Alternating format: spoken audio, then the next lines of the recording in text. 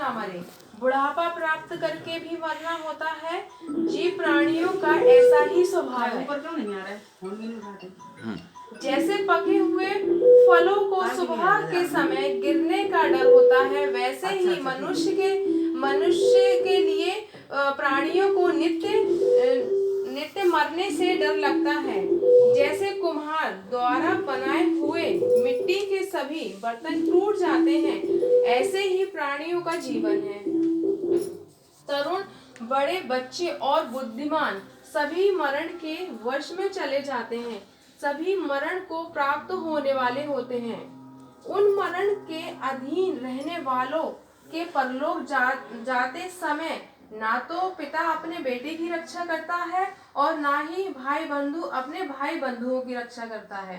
भाई बंधुओं के देखते हुए ही, नाना प्रकार के विकल्प को देखते हुए ही मरण अकेले ही प्राणियों को वध किए जाने वाली गाय की तरह ले जाता है। इस प्रकार संसार मरण और बुढ़ापे से पीड़ित है। इसलिए धीर पुरुष संसार के स्वभाव को जानकर शोक नहीं करते हैं। जिसके आने और जाने के मार्ग को नहीं जानते हो, दोनों अंतों को ना देखते हुए तुम व्यर्थ के विकल्प कर रहे हो। यदि विकल्प करते हुए अपना कुछ भी भला कर सके तो बुद्धिमान व्यक्ति भी अपने को पीड़ित करता हुआ वैसे ही करे। किंतु रोने और शोक करने से चित्त को शांति प्राप्त नहीं होती, बल्कि अधिक दुख ही उत्पन्न होता है और शरीर को पीड़ा होती है। अपने आप को पीड़ित करते हुए व्यक्ति दुबला और कुरूप हो जाता है। क्रूप हो जाता है। उससे मरे हुए का पालन नहीं होता, इसलिए विलाप करना निरर्थक है। जो व्यक्ति शोक में पड़ा रहता है वह बेहद दुखी होता है।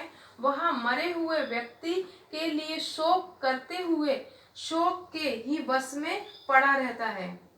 अपने कर्मानुसार अन्य भी मर जाने वाले मनुष्यों को देखो और मरण के वश में पड़कर यह झटपटाते हुए जीव प्राणियों को देखो।